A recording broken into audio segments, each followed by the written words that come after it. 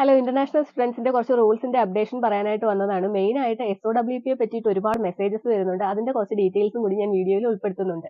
ഒന്നാമത്തെ update increase in cost of living ആണ്. 2024 ജനുവരി 1 മുതൽ വരുന്ന ഇന്റർനാഷണൽ സ്റ്റുഡൻസിന് ഫസ്റ്റ് ഇയർ ട്യൂഷൻ ഫീക്ക് പുറമെ $20,635 അവരുടെ അക്കൗണ്ടിൽ കാണിക്കേണ്ടതുണ്ട്. രണ്ടാമത്തത് cap on number of students coming to Canada. അപ്പോൾ ഈ ഒരു വർഷം 2024 3,60,60,000 സ്റ്റഡി പെർമിറ്റ് മാത്രമേ കാനഡ ഗവൺമെന്റ് പെർമിറ്റ് ചെയ്യുന്നുള്ളൂ. അപ്പൊ അതിൽ ശ്രദ്ധിക്കേണ്ട ഒരു കാര്യം എന്ന് പറയുന്നത് ഈ പറഞ്ഞ നമ്പറിൽ 3,60,60,000 എന്ന് പറയുന്ന ഒരു നമ്പറിൽ ഉൾപ്പെടാത്ത കുറച്ച് കാര്യങ്ങളുണ്ട്. അതെന്ന് പറയുന്നത് പ്രീ പ്രൈമറി മുതൽ ഗ്രേഡ് 12 വരെയുള്ള സ്റ്റഡി പെർമിറ്റ് അതിൽ ഉൾപ്പെടുന്നതല്ല. രണ്ടാമത്തേന്ന് പറയുന്നത് ഇപ്പൊ കാനഡയിൽ നിന്നിട്ട് സ്റ്റഡി പെർമിറ്റ് എക്സ്റ്റെൻഡ് ചെയ്യാൻ നോക്കുന്നവർക്കും ഇത് ബാധകമല്ല.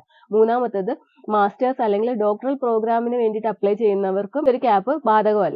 മൂന്നാമത്തത് requirement of provincial attestation letter. നിങ്ങൾ 2024 ജനുവരി 22 ടൊറന്റോ ടൈം 8:30 AM ശേഷമാണ് നിങ്ങളുടെ സ്റ്റഡി പെർമിറ്റ് ആപ്ലിക്കേഷൻ സബ്മിറ്റ് ചെയ്തതെങ്കിൽ നിങ്ങൾ ഏത് പ്രൊവിൻസിലേക്കാണോ സ്റ്റഡി പെർമിറ്റിന് അപ്ലൈ ചെയ്യുന്നത് ആ പ്രൊവിൻസിന്റെ അറ്റസ്റ്റേഷൻ ലെറ്റർ വാങ്ങേണ്ടതാണ്.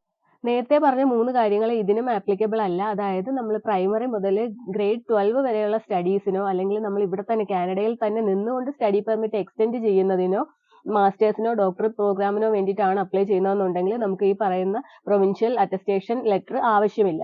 നാലാമത്തത് SOWP എലിജിബിലിറ്റിയെ പറ്റിയിട്ടാണ്. ഒരുപാട് മെസ്സേജസ് ആണ് വരുന്നത്. ഏജൻസി പറഞ്ഞു, ചെയ്യാമെന്ന് പറഞ്ഞു, ചെയ്യണ്ട എന്ന് പറഞ്ഞു, എന്താണ് അതിന്റെ സത്യം എന്ന് ചോദിച്ചിട്ട്.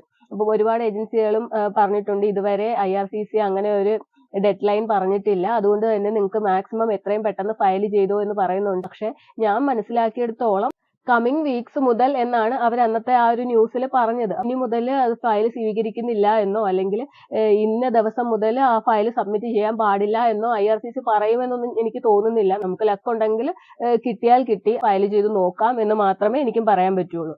അടുത്തത് PGWP എലിജിബിലിറ്റി ആണ്. ഇതിനു മുമ്പെന്ന് പറയുമ്പോൾ നമ്മൾ കേട്ടിട്ടുണ്ട് 2 ഇയർ പ്രോഗ്രാം എടുക്കുന്നവർക്ക് 3 ഇയർ സ്റ്റേ ബാക്ക് കിട്ടുമെന്നായിരുന്നു. എന്നാൽ ഇപ്പൊ പറയുന്നത് മാസ്റ്റേഴ്സും അല്ലെങ്കിൽ ഡോക്ടറൽ പ്രോഗ്രാം എടുക്കുന്നവർക്ക് മാത്രമേ PGWP 3 വർഷത്തത് കൊടുക്കുന്നുള്ളൂ എന്നാണ്. ലേറ്റസ്റ്റ് ആയിട്ട് വന്ന അപ്ഡേറ്റ് എന്ന് പറയുന്നത് 2 ഇയർ ആയിട്ടുള്ള മാസ്റ്റേഴ്സ് അല്ലെങ്കിൽ ഡോക്ടറൽ പ്രോഗ്രാം എടുക്കുന്നവർക്ക് പോലും ഫെബ്രുവരി 15, 2024 മുതൽ 3 ഇയർ സ്റ്റേ ബാക്ക് കിട്ടും എന്നുള്ളതാണ്. അപ്പോൾ കൂടുതൽ ഇതുപോലെയുള്ള അപ്ഡേറ്റ്സിനായിട്ട് പേജ് ഒന്ന് ഫോളോ ചെയ്യുക. വീഡിയോ ഇഷ്ടമായ ലൈക്ക് ചെയ്യാനും ഷെയർ ചെയ്യാനും മറക്കരുത്. ഇനി ഇതിലും നല്ല വീഡിയോയുമായിട്ട് കാണുന്നത് വരെ Tata. Thank you for watching. Welcome.